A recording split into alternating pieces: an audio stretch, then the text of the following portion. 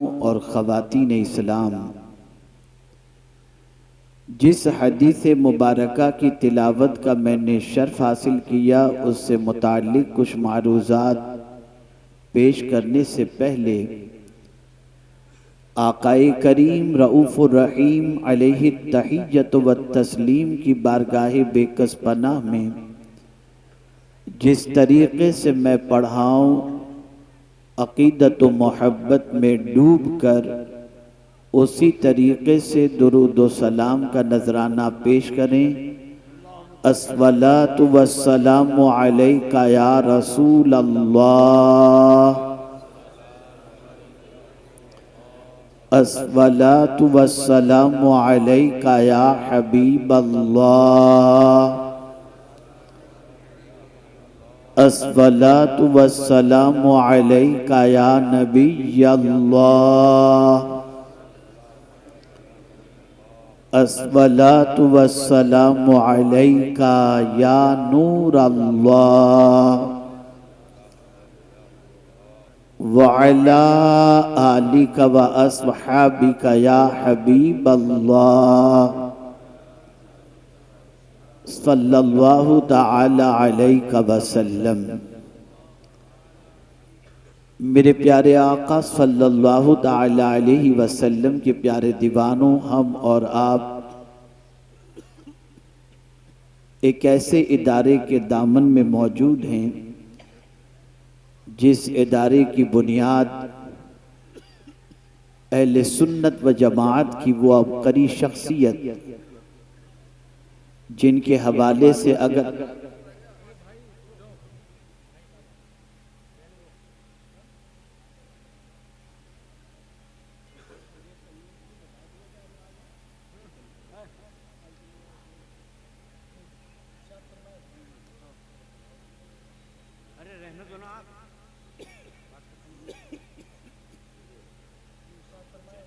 एक मरतबा दुरूद शरीफ पढ़ लें। अल्लाहुम्मा सल्लि अला सय्यिदिना व मौलाना मुहम्मद मादनिल जूद वल करम व आलिहि व अस्हाबिहि व बारिक व सल्लिम। वो अबकरी शख्सियत जिनके हवाले से मैं एक बात अर्ज करता हूँ कि जब हजरत यार अलवी रहमतुल्लाह ताला अलैह की मुलाकात सरकार हुजूर मुफ्ती आज़म हिंद अलैहि रहमतु व रिज़वा से हुई, उस वक्त हुजूर मुफ्ती आज़म हिंद अलैहि रहमतु व रिज़वा ज़ईफ़ी की दहलीज पर कदम रख चुके थे। मुलाकात के वक्त हजरत यार अलवी अलैहि रहमतु व रिज़वा ने हुजूर मुफ्ती आज़म हिंद अलैहि रहमतु व रिज़वा के कांधों को बोसा दिया। देखने वालों ने जब देखा तो कहा, हुजूर अकीदत में लोग दस्त बोसी करते हैं, एहतराम में पेशानी चूमते हैं या कदम बोसी करते हैं, पहली बार किसी को कांधा चूमते मैंने देखा है। ये कांधा चूमने की वजह क्या है? जवाब में फरमाया गया, इस उम्र में भी जिसने सुन्नियत का बोझ अपने कांधे पर उठा रखा है, ये कांधा है ही ऐसा कि इसको चूमा जाए। अगर आज राजस्थान की सरजमीन और इसके अलावा बहुत सारे मकामात पर सुन्नियत का चिराग जलता हुआ दिखाई देता है, तो हुजूर मुफ्ती आजम राजस्थान जो ज़ईफ़ी की दहलीज पर ही नहीं बल्कि मुकम्मल ज़ईफ़ होने के बावजूद भी ऑटो रिक्शा के अंदर सफर कर करके हर काम करने वाले की हौसला अफजाई और उन्हें दुआओं से नवाज कर हर गली कूचे में सुन्नियत के चिराग को उन्होंने रोशन फरमाया है।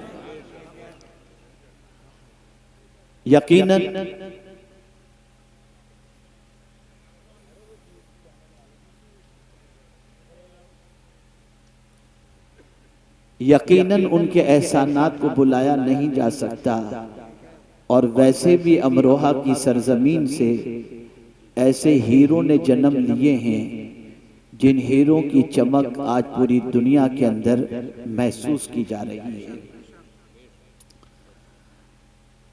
मैं चूंकि अब पहले यूपी कम आता था, अब थोड़ा सा आने लगा हूं,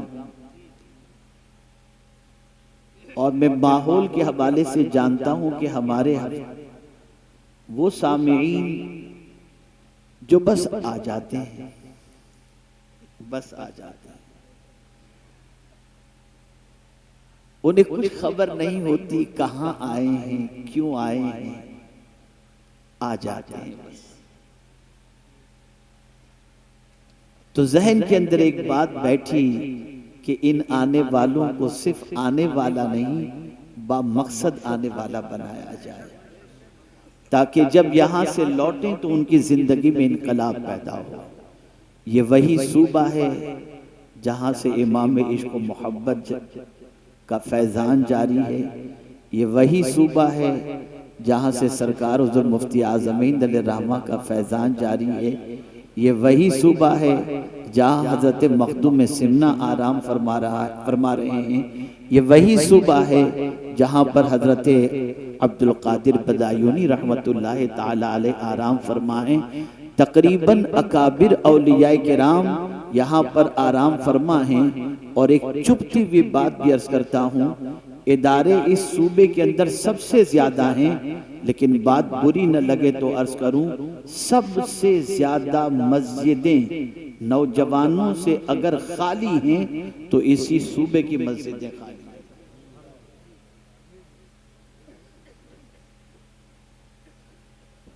मैं सिर्फ नमाज पर गुफ्तगू करना नहीं चाहता, मैं कुछ आज आपको ऐसी बात समझाना चाहता हूं कि जो इस्लाम का हुस्न आपकी जिंदगी में शामिल हो जाए तो उस हुस्न से आप दूसरों को भी हसीन बना सकते हैं और दूसरों की जिंदगियों में भी इनकलाब पैदा कर सकते हैं।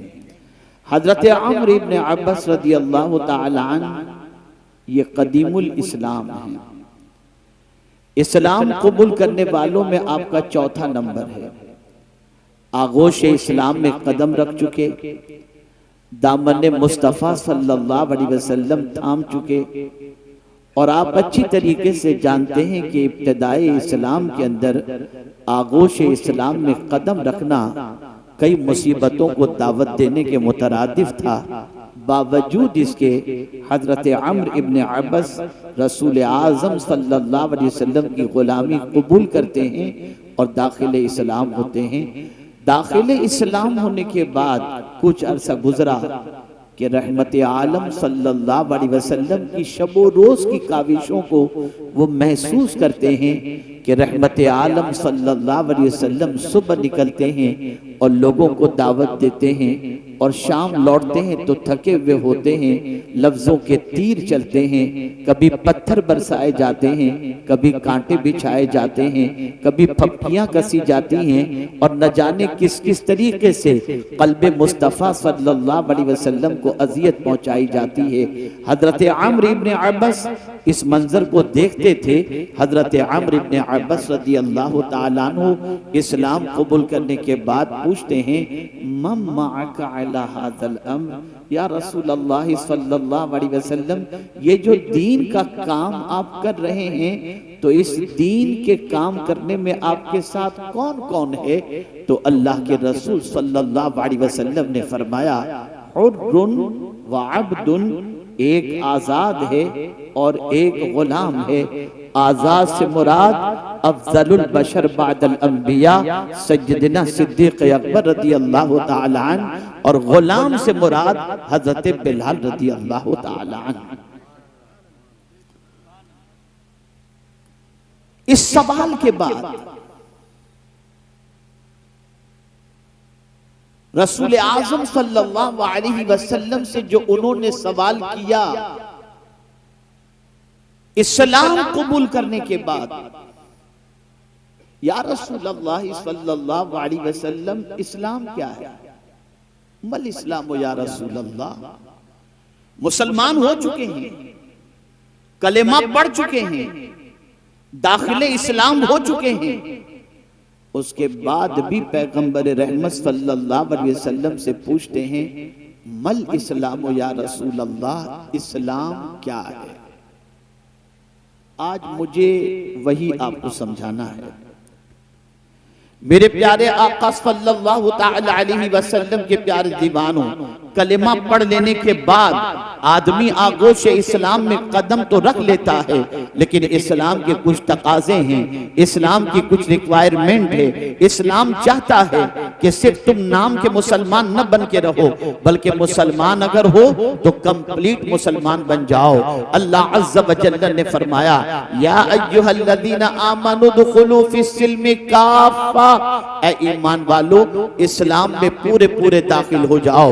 जाहिर सी बात है, आप कलेमा पढ़कर मुसलमान हो चुके, आपको फायदा हुआ, लेकिन इस्लाम ये चाहता है कि आपकी जात नफा बख्श हो।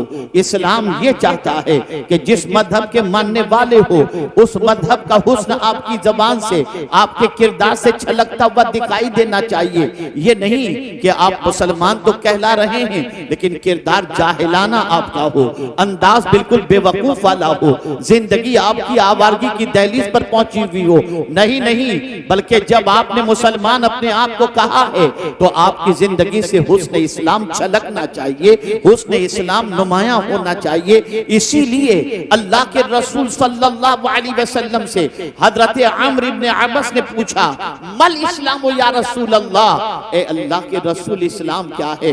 अब जो इस्लाम हुजूर ने बताया, इतना बड़ा मजमा यहाँ पर मौजूद है, पूरी दुनिया के अंदर बड़ी आबादी मुसलमानों की मौजूद है, मुल्क के अंदर बेशुमार मुसलमान मौजूद हैं। मैं चाहता हूं कि उन मुसलमानों की जिंदगी में वो इस्लाम जो पैगंबर रहमत ने बताया, उस इस्लाम को तलाश करो। तो मैं यकीन के साथ कह सकता हूं, उस इस्लाम को जब हम मुसलमानों की जिंदगी में तलाश करेंगे तो दूर तक वो इस्लाम नजर आता दिखाई नहीं देगा। आप सोचते होंगे वो इस्लाम कौन सा है? जब पैगंबर रहमत सल्लल्लाहु अलैहि वसल्लम से पूछा गया, मल इस्लाम या रसूल अल्लाह, ए अल्लाह के रसूल इस्लाम क्या है? तो मेरे आका सल्लल्लाहु अलैहि वसल्लम ने फरमाया, तीबुल कलाम,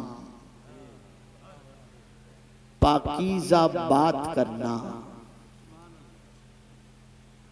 पाकीज़ा बात करना ये इस्लाम है। तुम अगर पाक इस्लाम कबूल कर चुके हो तो सिर्फ तुम्हारा बदन पाक नहीं होना चाहिए, तुम्हारा वजूद पाक नहीं होना चाहिए, जहां नमाज पढ़ते हो वो जगह ही सिर्फ पाक नहीं होनी चाहिए, तुम्हारी जबान भी पाक और जबान से निकलने वाला जुमला भी पाक होना चाहिए। तीबुल कलाम,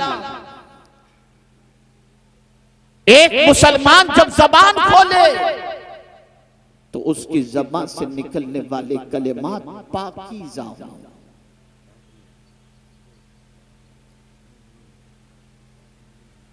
उसकी ज़बान से निकलने वाले कलेमात तय्यिब ताहिर हों। इसलिए कि पाकीज़ा कलेमात जब ज़बान से निकलते हैं तो वो दिल पर असर करते हैं, और जब कोई अच्छी बात करता है तो उस अच्छी बात करने वाले की मोहब्बत सामने वाले के दिल में अल्लाह पैदा कर देता है। इसको मैं मिसाल के जरिए समझाऊं तो आप अच्छी तरह से समझ सकेंगे। एक दुकान की, बड़ी मेहरबानी से आप चुप रहेंगे तो बड़ी नवाज, आप न चिल्लाओ, एक मरतबा दुरूद शरीफ पढ़, खुदा के लिए चुप हो जाओ, सब मत बोलो, चुप बैठो। अल्लाहुम्मा सल्ली अला सय्यिदिना व मौलाना मुहम्मदिन मअदिनिल जूदि वल करम व आलिहि व अस्हाबिहि व बारिक व सल्लिम। महफिल खराब होगी, सारा गुनाह आपके सर पर है।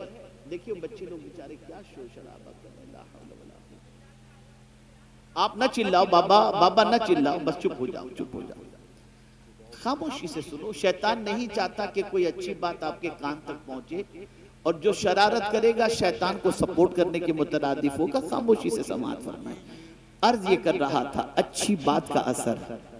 आप किसी दुकान पर सामान खरीदने के लिए गए, आपने एक पीस निकलवाया, नहीं यार ये अच्छा नहीं है, दूसरा बताओ, दूसरा निकलवाया, ये भी अच्छा नहीं है, तीसरा निकाला, और कोई डिजाइन हो तो बताओ, और कोई डिजाइन हो तो बताओ, और कोई आइटम हो तो बताओ। 50 चीजें आपने निकलवाई और उसके बाद आपने कहा कि नहीं मुझे पसंद नहीं है, और आप जाने लगे। तो आप जानते हैं वो सेल्समैन जो अच्छा होगा वो कहेगा फिक्र न करें, ये पसंद नहीं आया ना, 10 दिन के बाद नया स्टॉक आएगा, अब 10 दिन के बाद आइएगा, आपको हम नया माल बताएंगे। लेकिन अगर टेढ़ा सेल्समैन रहा, उसने कहा क्यों परेशान करने के लिए आ गए थे, क्या टाइम पास करने के लिए हमारी दुकान मिली, आप दूसरी बार उस दुकान में नहीं जाओगे। लेकिन जिसने ये कहा कि 10 दिन के बाद दूसरा नया स्टॉक आएगा, कोई बात नहीं, ये आपको पसंद नहीं आया तो आप कहेंगे जरा तुम्हारा कार्ड दे दो, हम तुमको फोन करके पूछ लेंगे, नया स्टॉक आए तो बता देना।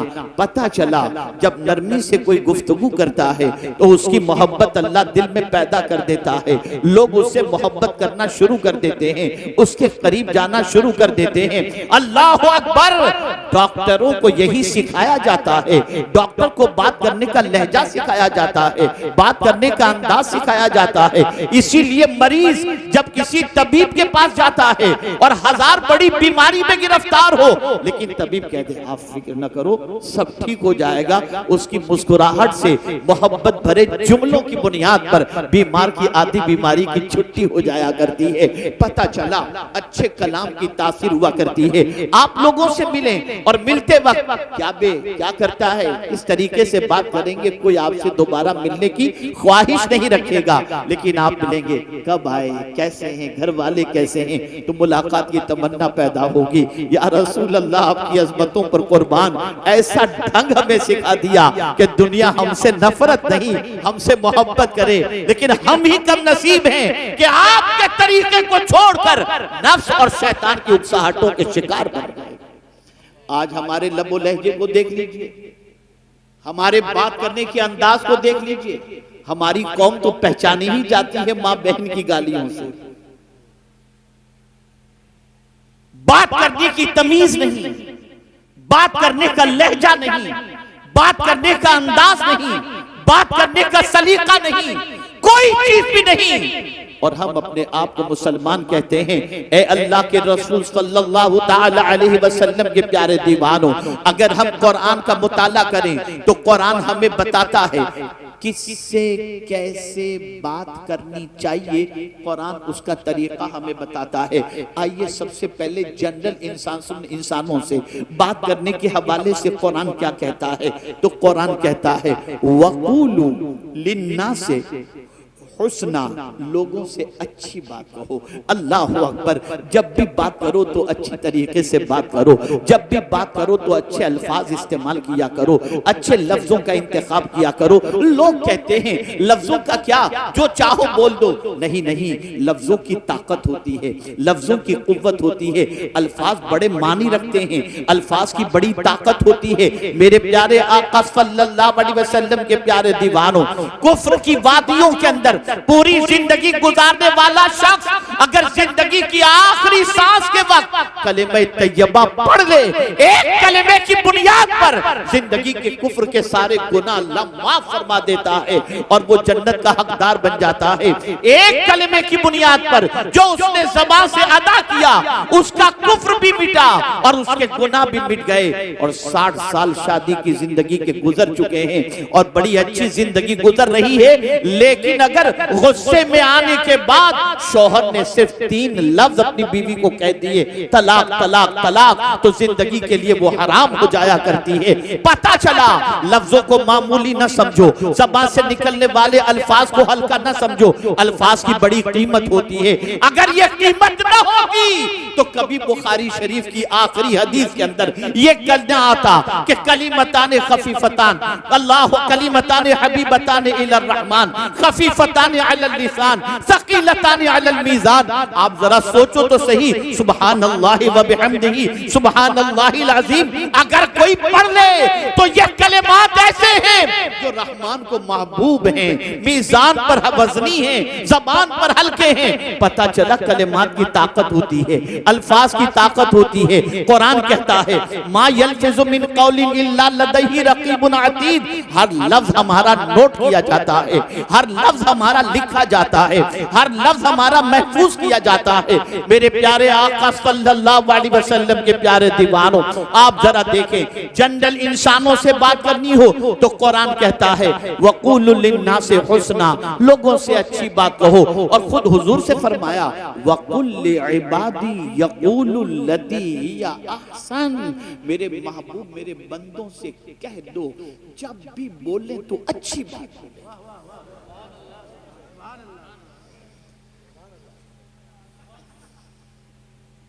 जब भी बोले अच्छी बात बोले। अल्लाह अकबर। हैरत और ताज्जुब की बात है, जिस कौम से लोग बोलना सीखते थे आज उस कौम की बोली की वजह से लोग उससे नफरत करते हैं। आज आप जरा देखो, मुझे एक आयत याद आ रही है, मेरे पास वक्त की थोड़ी किल्लत भी है, जल्दी निकलना भी है। एक बात मैं अर्ज करता हूं, आज क्या हो रहा है, फहाशी फैल रही है ना, बदकिरदारी फैल रही है, बुराई फैल रही है, और इस तरह से फैल रही है कि अल-अयाज़ु बिल्लाह, बाप भी फहाशी में गिरफ्तार, माँ भी, बेटा भी, बेटी भी, इल्ला माशाअल्लाह। आप कहेंगे माँ बाप, बाप बेटा, भाई बहन, बेटी सब, जी हाँ साहब। सीरियल देखने के लिए जब बैठते हैं, कौन से ऐसे मनाजिर होते हैं जो अच्छे हों। माँ भी देख रही है, बेटी भी देख रही है, बेटा भी देख रहा है, बहू भी देख रही है। जिसका तज़किरा करना बाप के सामने बेटे के लिए हिजाब और शर्मिंदगी होती थी, आज वही चीज सब मिल करके बैठ रहे हैं, मिल करके बैठ करके देख रहे हैं। ये सारी चीजें हो रही हैं। अब जानते हैं दौरे जाहिलियत में क्या होता है इस फहाशी के सिलसिले में। अल्लाह अकबर।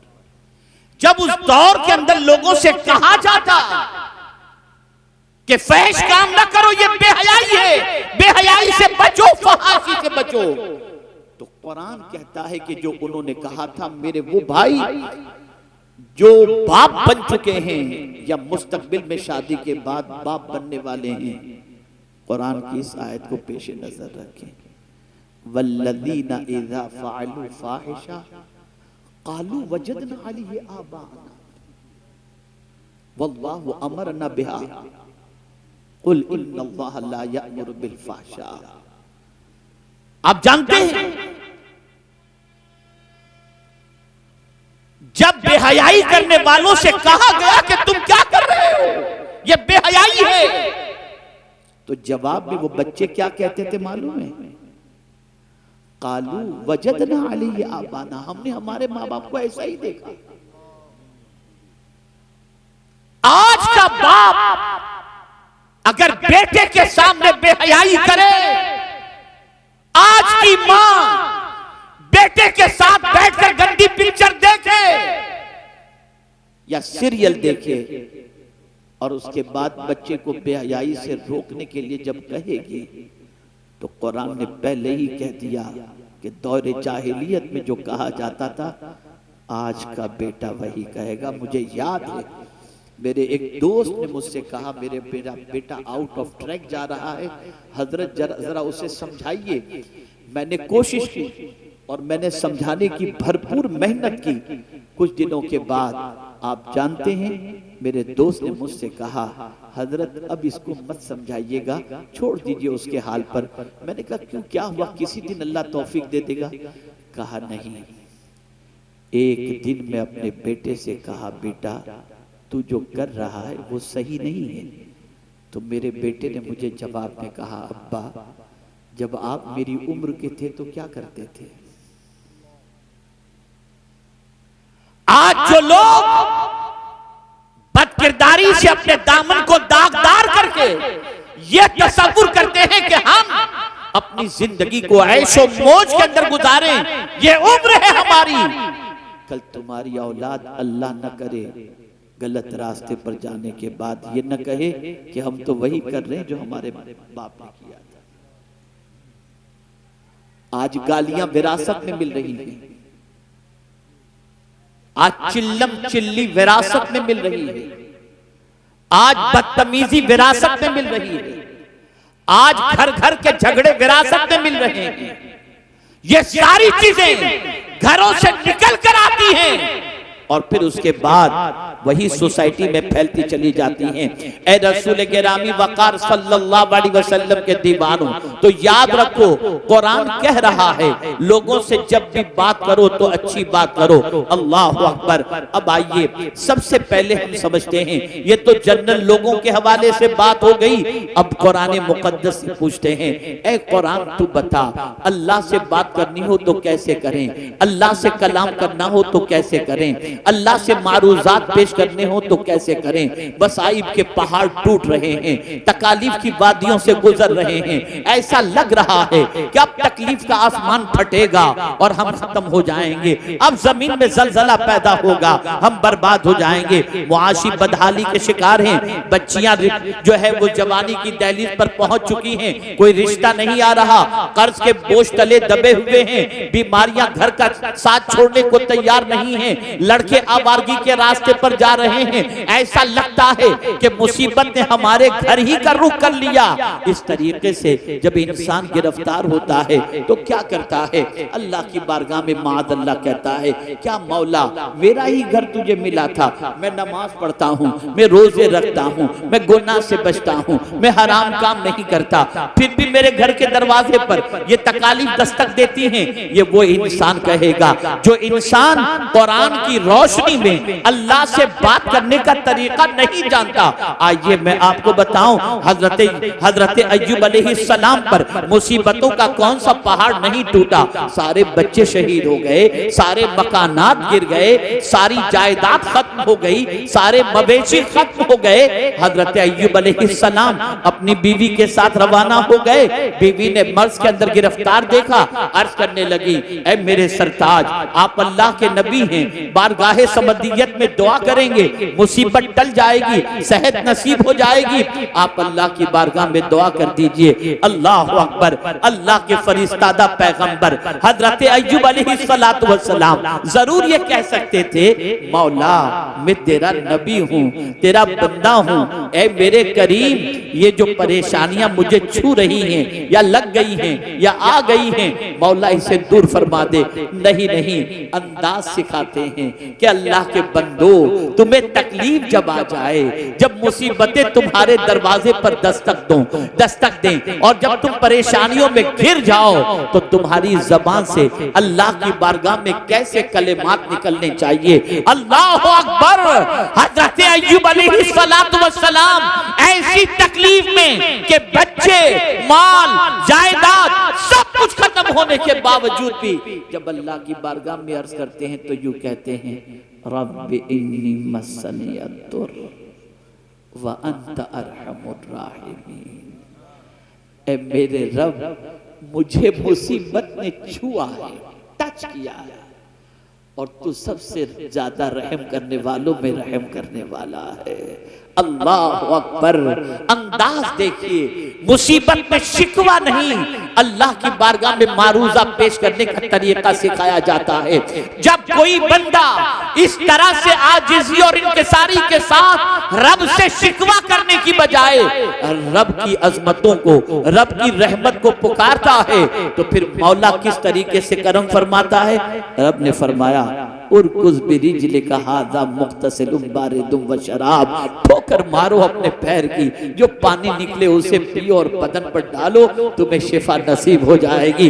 हजरत अय्यूब अलैहिस्सलाम ने ठोकर ठोकर मारी, पानी का चश्मा निकला, पानी पिए और जिस्म पर लगाए, सारा मर्द खत्म हो गया, जवानी भी पलट आई। आप अंदाजा लगाएं तो रब ने भी फरमाया इन्ना वजदनाहु साबिरा निअमल अब्द, क्या ही अच्छा बंदा है। पता चला ऐ रसूल आजम के दीवानों, जिस तरीके से राहत खुदा की तरफ से है, तकलीफ भी खुदा की तरफ से है।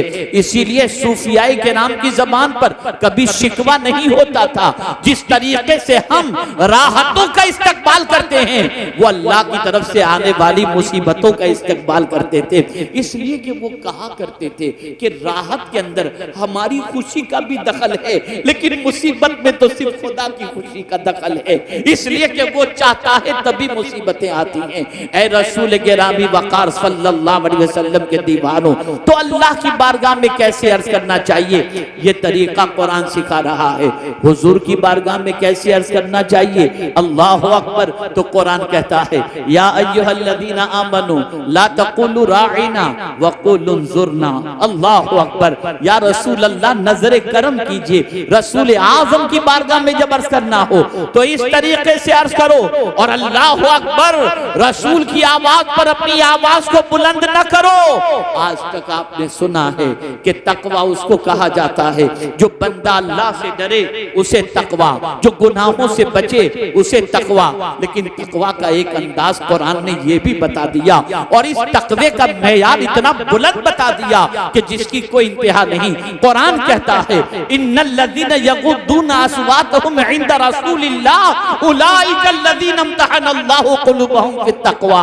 अल्लाहु अकबर, जो रसूल के सामने अपनी आवाज को पस्त रखते हैं, अल्लाह ने उनके दिल को तकवा के लिए चुन लिया है।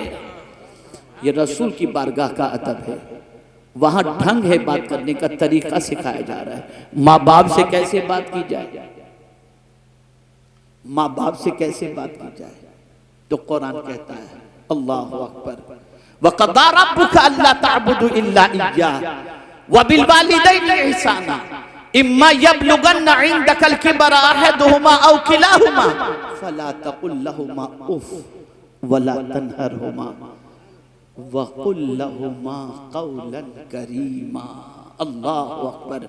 बहुत सारे यहाँ दानिश्वर होंगे, तबीब होंगे, डॉक्टर होंगे, साइकोलॉजिस्ट होंगे, साइक्रेटिस्ट होंगे, जानते हैं कि बूढ़े की साइकोलॉजी क्या होती है। एक माँ या बाप जब बुढ़ापे की दहलीज पर पहुंच जाए, अरमान सारे खत्म हो जाते हैं। अच्छे पहनने का अरमान नहीं, अच्छे खाने का अरमान नहीं, अच्छे घर का अरमान नहीं, अच्छी गाड़ी का अरमान नहीं, इसलिए कि उम्र के उस हिस्से में पहुंच चुके हैं जहां बस जिंदगी कट रही है। तो बुढ़ापे में एक बाप अपनी औलाद से क्या चाहता है, एक माँ अपनी औलाद से क्या चाहती है। अल्लाह अकबर। कुरान ने उस नफ्सियात को सामने रख करके बुढ़ापे के ही दौर को याद करवाया और फरमाया इम्मा यबलुगन्ना इंदकल किबरा अहदुहुमा औ किलाहुमा। जवान की बात नहीं फरमाई कि जब तुम्हारे माँ बाप जवान हो तो उफ न कहो, हालांकि जवानी में भी उफ नहीं करना चाहिए, लेकिन अगर तुम्हारे माँ बाप में से कोई बुढ़ापे को पहुंच जाए तो उन दोनों में से किसी को उफ भी न कहो, उन्हें छिड़को भी नहीं। मेरे करीम उनसे कैसे बात करें, तो कुरान कहता है वकुल लहुमा कौलन करीमा, उनसे इज्जत से बात करो, उनसे प्यार से बात करो। बुढ़ापे की दहलीज पर पहुंचने वाले माँ बाप अपनी औलाद से किसी और चीज की तमन्ना नहीं रखते, एक ही तमन्ना रखते हैं, बच्चा मुझसे प्यार से बात तो करे। यार जब देखो तब झिड़कता रहता है, इस उम्र में हम कहां जाएं, ये बाप कहता है। लेकिन जब एक बच्चा अपने बाप के बुढ़ापे के पहुंचने के बाद, माँ के बुढ़ापे में पहुंचने के बाद जब नरमी से बात करता है, शफकत से बात करता है, प्यार से बात करता है, बेटा सो रहा होता है है, माँ की दुआएं बाबे इजाबत से टकरा रही होती हैं। ए अल्लाह, बुढ़ापे में जिस तरह से मेरी औलाद ने मुझे सुकून की दौलत अता फरमाई, तू भी इसे सुकून की दौलत से माला माल कर देना बुढ़ापे में माँ। लेकिन आज बुढ़ापे में बाप को बुढ़ा कहा जाता है, डेड स्टॉक कहा जाता है, झिड़का जाता है, खुसट कहा जाता है, न जाने क्या क्या कहा जाता है। यह सब इसलिए कहा जाता है कि तुमने कुरान से किससे कैसे बात की जाए तुमने ये सलीका नहीं सीखा, ये तरीका नहीं सीखा। अरे यहां तक सरबराहे ममलिकत से बात करनी हो, वक्त के हुक्मरान से बात करनी हो, खुदा की कसम उसका तरीका भी कुरान सिखाता है। आओ मैं तुम्हें बताऊं, हजरत मूसा अलैहिस्सलाम को, हजरत हारून अलैहिस्सलाम को, दोनों को जब रब कदीर फिरऔन की तरफ भेजता है तो फरमाता है वक़ूला लहू क़ौलन लय्यिना, तुम दोनों उससे नरमी से बात करना। अल्लाह अल्लाह, अंदाज तो देखिए कुरान का, किस किस से कैसे बात की जाए कुरान ढंग सिखाता है। बस एक आखिरी बात अर्ज कर दूं, इसलिए कि वक्त इजाजत नहीं देता कि मजीद इस पर गुफ्तगू कर सकूं। आप जानते हैं यहां तक कि मांगने वाला दरवाजे पर साइल आए, उससे कैसे बात की जाए उसका अंदाज भी कुरान सिखाता है। मांगने वाले से, माह रमजान आ रहा है, लाइन लगेगी हर किस्म के मांगने वालों की। कुछ अपने लिए मांगेंगे, कुछ कौम के लिए मांगेंगे, कुछ आपकी आखिरत के लिए मांगेंगे, कुछ आपके फायदे के लिए मांगेंगे, सारी चीजें होंगी। तो कोई कहेगा कल आना, क्या बार बार दरवाजे पे आते हो, ये सारी चीजें। लेकिन कुरान ने बताया क़ौलुम मारूफुन खैरुम मिन सदक़तिन यतबउहा अज़ा। कोई मांगने वाला अगर तुम्हारे दरवाजे पर आए और तुम दो भी और उसका दिल भी दुखाओ और कहो तुझे कोई और दरवाजा नहीं मिलता, जब देखो तब आकर के मेरे दरवाजे पे खड़ा रहता है, ले चल जा। कुरान कहता है इससे बेहतर था, इस देने से बेहतर था कि तू इतना कह देता भाई कहीं, और आप देख लीजिए, मुझे माजरत मेरी कबूल कर लीजिए, अच्छी बात कह के उसको रुखसत कर देता। ये तेरा अच्छी बात करना उस देने से बेहतर है जिससे उसका दिल दुख जाए। ये कुरान सिखा रहा है, ये कुरान सिखा रहा है। बात करने का शौक भी बहुत सौ को होता है, बात करते ही रहते, करते कुछ भी नहीं, बोलते ही रहना, बोलते ही रहना। तो क्या बोले, बस एक हदीस, और मैं आपसे फिर अर्ज करूंगा, आज तक रस्मी तौर पर जलसों में आने के आप आदी रहे, अब रस्म से निकलो, सीखने की गरज से आओ, बदलने की गरज से आओ, सुनकर अमल की गरज से आओ। हज़रत फ़ुज़ैल बिन अयाज़ अलैहि रहमतु व रिज़वान जब शहर के अंदर एक अजीम खतीब खिताबत के लिए तशरीफ़ लाए तो अपनी माँ से इजाज़त लेते हैं, माँ मुझे इजाज़त दे ताकि मैं जा कर के उस खतीब का खिताब सुनूं। माँ ने कहा जाओ बेटे, लेकिन क्यों सुनने जा रहे हो? माँ बहुत अच्छे खतीब हैं, बहुत अच्छी गुफ्तगू करते हैं, इसलिए सुनने जा रहा हूँ। कहा नहीं बेटे इसलिए मत जाओ, जानना है तो इस नीयत से जाओ कि जो कुछ भी वो नसीहत करेंगे उस पर अमल करोगे। अगर ये नीयत तुम्हारी नहीं रही तो सीख कर आने पर अमल न करने की बुनियाद पर अल्लाह तुम्हें दोहरे गुनाह के अंदर गिरफ्तार फरमाएगा। हमने ये नीयत ही नहीं की। आप क्या समझते हैं ये महफिलें मामूली महफिलें? यही महफिलें हैं जिन महफिलों में जिंदगियां बदलती हैं।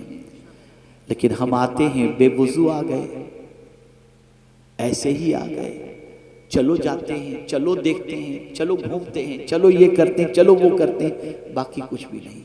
इसलिए कोरे आते हैं, कोरे चले जाते हैं। आकाए करीम सल्लल्लाहु अलैहि वसल्लम ने इरशाद फरमाया, जो शख्स, इस हदीस को हमेशा के लिए ज़हन में महफूज कर लो, जो शख्स अल्लाह और यौमे आखिरत पर ईमान रखता हो उसे चाहिए कि अच्छी बात करे वरना चुप रहे।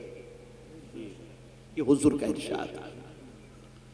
और रसूल आज़म सल्लल्लाहु अलैहि वसल्लम ने इरशाद फरमाया,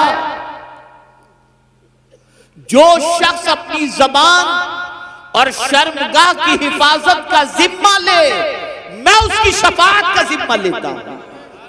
यह है जबान। दो चीजें याद आ गई, अरसर के गुफ्तगू खत्म करता हूं। एक चीज, इबादत में लज्जत नहीं मिलती। नमाज पढ़ते हैं, चलती है, कुछ पता ही नहीं चला। इसको मैं समझाऊंगा तो आप समझ जाएंगे आज के दौर के एतबार से। कैसे समझेंगे? खाना खा रहे हैं, किसी का फोन आ गया, बात भी करने खा रहे, क्या खाया पता ही नहीं चला। क्या खाया पता ही नहीं चला, जायका ही समझ में नहीं आया, इसलिए कि फोन पे हम लगे थे, तवज्जो कहीं बटी थी। ऐसे ही इबादत का मामला है। इबादत की भी लज्जत होती है, इबादत का भी जायका होता है। सच बताओ, नमाज पढ़ करके कौन सी लज्जत मिली है? और अगर नमाज में लज्जत न होती तो गौसे पाक 40 साल तक इशा के वज़ू से फजर की नमाज अदा न फरमाते। अगर इबादत में लज्जत न होती तो मौला अली करमल्लाहु ताला वजहुल करीम न फरमाते कि हालत नमाज में तीर निकाल लेना, मुझे पता तक नहीं चलेगा। ये लज्जत है। अरे मौत में भी लज्जत है। कुल्लु नफ्सिन जायक़तुल मौत, जायका है उसके अंदर। इबादत में भी लज्जत है। आप जानते हैं नमाज पढ़कर लज्जत क्यों नहीं मिलती? कुरान सुनकर लज्जत नहीं मिलती, रोजे रखकर लज्जत नहीं मिलती। अब तो माज़ अल्लाह ये हो गया कि माह रमजान की रातें लोग कैरम खेलने में, गेम खेलने में पूरी पूरी रात गवा देते हैं और समझते हैं सहरी तक यही करने के लिए माज़ अल्लाह रात आई। अल-इयाज़ु बिल्लाह। अर्ज कर रहा था, इबादत में लज्जत नहीं मिलती। मैं अभी कुछ दिनों पहले एक किताब पढ़ रहा था, एक बुजुर्ग का कौल नजर से गुजरा, रोंगटे खड़े हो गए। वो फरमाते हैं कि जब कभी तुम्हें इबादत में लज्जत न मिले तो समझ लेना तुम्हारी निगाहों से कोई खता हो गई है। इसलिए कि जब निगाह खता खाती है तो अल्लाह लज्जत इबादत को छीन लेता है। हज़रत अब्दुल्लाह इब्न मुबारक रज़ियल्लाहु ताला अन्हु फरमाते हैं, बदन में सुस्ती, इबादत में सुस्ती, रोजी में तंगी, जब ये तीन चीजें तुम्हें हासिल हो जाएं या ये तीन चीजों में तुम गिरफ्तार हो जाओ तो समझ लेना अल्लाह का कोई नापसंद जुमला तुम्हारी ज़बान से निकल गया है, जिसकी वजह से तुम इस तकलीफ में गिरफ्तार हो। बदलो अपनी सोच को, ज़बान को दुरुस्त करो। वो कहो जो कहने का हुक्म है, वैसा कहो जैसा कहने का हुक्म है। अल्लाह रब्बुल इज़्ज़त जल्ल जलालहू, आक़ाए करीम रऊफ़ुर रहीम अलैहि तहिय्यतु व तस्लीम के सदक़े तुफ़ैल मुझे आपको सबको कुरान और अहादीस पर अमल की तौफीक नसीब फरमाए। हमारे अलहाज मोइन साहब जो माशाअल्लाह बड़े फ़आल व मुतहर्रिक हैं, सोशल एक्टिविटीज़ से लेकर सारी एक्टिविटीज़ के अंदर दीनी एक्टिविटीज़ में, अल्लाह ताला इनकी खिदमात जलीला को अपनी बारगाह में कबूल फरमाए। और परवरदिगार जितने भी उलमाए ज़वील एहतराम यहाँ पर तशरीफ़ फरमाए हैं, परवरदिगार आक़ाए करीम सल्लल्लाहु अलैहि वसल्लम के सदक़े तुफ़ैल सबके साये आतिफ़त को हम सब पर दराज फरमाए। व मा अलैना